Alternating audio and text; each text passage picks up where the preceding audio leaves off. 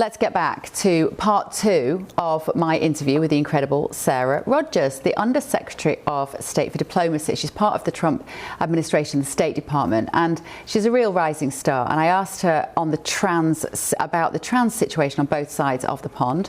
But first, I got her on keeping children safe on the internet. Got us to talk about that. Have a quick listen. So look, I think a lot of legitimate concerns get weaponized by opportunistic censorship constituencies who are trying to regulate the internet, and I think the most legitimate of those is the child protection one.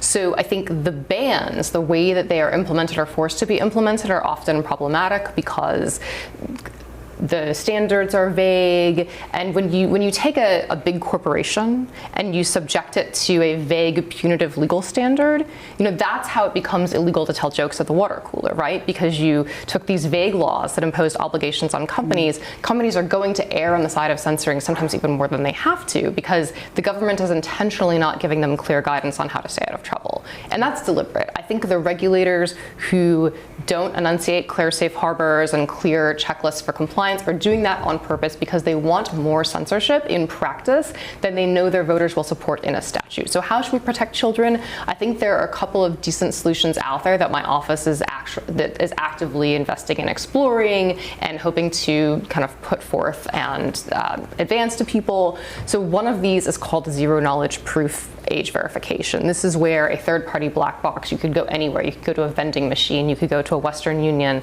you could show your ID, prove that you're 18, and then they give you like a disposable and an anonymous cryptographic code. So the idea is you'll be able to show proof that you're an adult to any website or app that wants it, but they don't know anything else about you. That's one solution. Another solution, Beth, that's less technologically complex probably for the average viewer is your phone, which is sitting on that desk right there. That phone knows everything about you. When you bought that phone, it probably recognized your face. It knew your credit card number. It knows all of your app history and habits. The vast, vast majority of people have either a Google Android phone or an Apple phone. And if you're a Google or Apple device user, Google or Apple knows that you're over 18.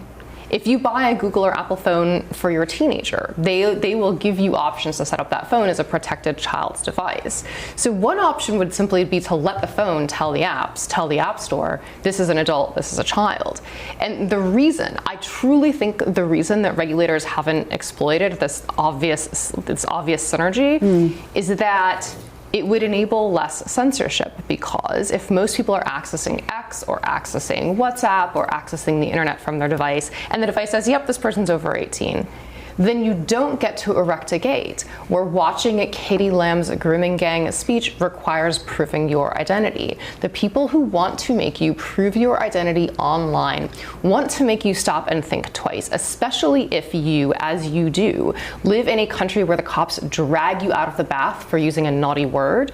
They want to make you think twice about interacting with any viewpoints, let alone expressing any viewpoints that the people in power don't like. Hello, I'm Bev Turner. Now, it can feel like the money in our bank accounts at the moment does not keep up with the cost of living, and maybe there's a solution. I'm here today with the CEO of TallyMoney, Cameron Parry. Cameron, what is TallyMoney? Well, Bev, with TallyMoney, you get a current account and a debit card, but instead of pounds, you use milligrams of gold as your everyday money. So why gold? Gold traditionally is a great store of value. It has, on average, gone up at over 11% per annum for the last 25 years against the pound. It's tripled in value in the last decade. And in the last 2 years alone, it's increased by 50% against the pound. Banks' savings products just can't compete with that level of growth. But this isn't just about gold. This is about a currency that you guys have created at TallyMoney. Explain it to me as though I'm an idiot. So, look, people need to be able to hold their earnings and build their savings in a money that retains its value and remains in their legal control and remains theirs to access, away from government control. Great. You had me at not exposed to government control. You should feel safe and happy with your money. You should have peace of mind the more money you see in your bank balance, and that's the type of thing we're trying to deliver, and give people choice in the type of money they get to use every day. Brilliant. Thank you so much, Cameron. Thank you.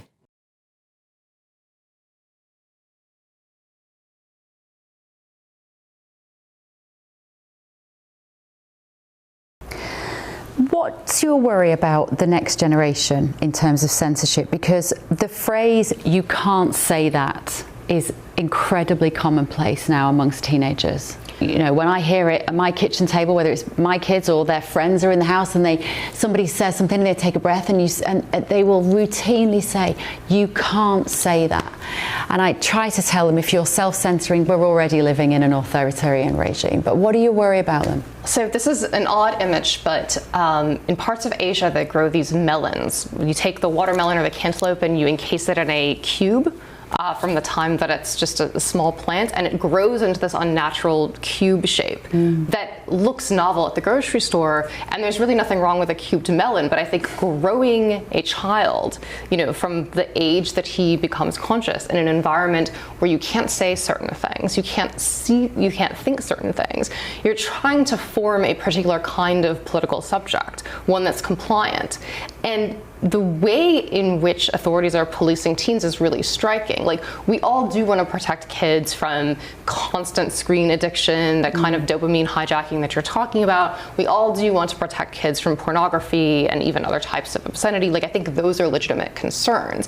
But there's a video that went viral on X, so maybe you don't know about X, you're Brit. We're okay at the moment. Went viral on X last weekend, where some office of the British government put out this kind of flash animation video game directed at teens, warning them that they can get in trouble for a terrorist offense if they even download a video, or they even watch the wrong content, or they interact with, quote, harmful ideology. And I think for kids to grow up knowing that cops can knock on your door, or they can drag you out of the airport like you're a member of Al Qaeda, like stuff you in a room and take all of your devices because you liked the wrong video, could have really regrettable effects on a young mind. And so we want to protect kids from porn, but we should want to protect kids from authoritarianism too. And from anxiety. I mean, we use that word way too often, I think, because guess what? Life is sometimes worrying, and we pathologize with these kids, and we've called it anxiety, and they're very suggestible, so they all think they've got anxiety. But I do think, do we wonder why we've got a generation of kids that can't stop biting their nails and who are vaping off the scale and smoking cigarettes, which we'd actually got rid of, because they are anxious. And I think a lot of that anxiety is coming from the phone.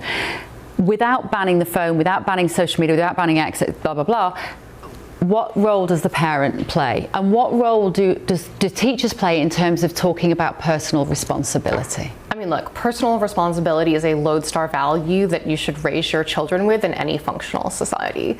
But what role should the parent play? I mean, the parent should play the lead role, not the government. And that's why I think the best child protection solutions are ones that empower parents. Like, Bev, if you have a 15-year-old child, you might decide, maybe I want this child to be able to access certain types of information on her phone. Maybe I want her to be able to see all parliament speeches. Maybe I want her to be able to access, medical information about pregnancy prevention. Another parent might make a different values-driven choice, and that should be the parent's choice, not the government's. Yeah.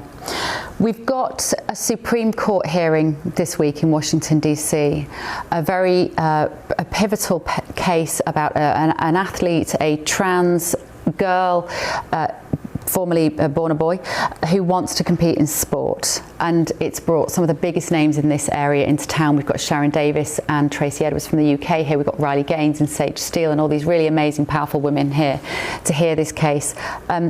Your thoughts on where we're at with the trans issue in this country? Because President Trump has done a lot to correct the anti-science position, I think, that we were in before. President Trump, since day one of this administration, in this stack of incredibly decisive executive orders that he signed, has made this issue a priority. Our administration has made this issue a priority. That said, Bev, I think this is one of the few areas where maybe the UK is ahead of us. You had Maya Forstater prevail in her case. I think because your government went all in on self-ID so early, you've incubated a really effective backlash that I think some of us in America, some of our activists have learned from. So commendations on that.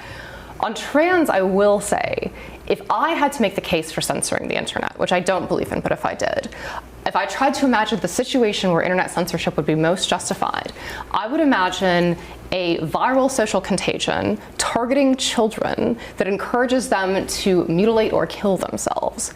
And that's what the trans fad really has been.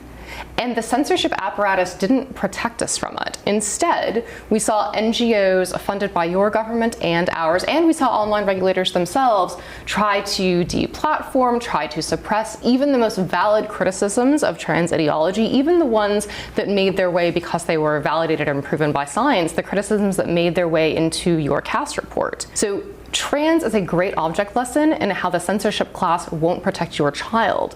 Because if there's a fugue or a frenzy or a delusion that captures the kind of person who populates a bureaucracy, he's not going to use censorship to stop that frenzy. He's going to impose it on you and your family.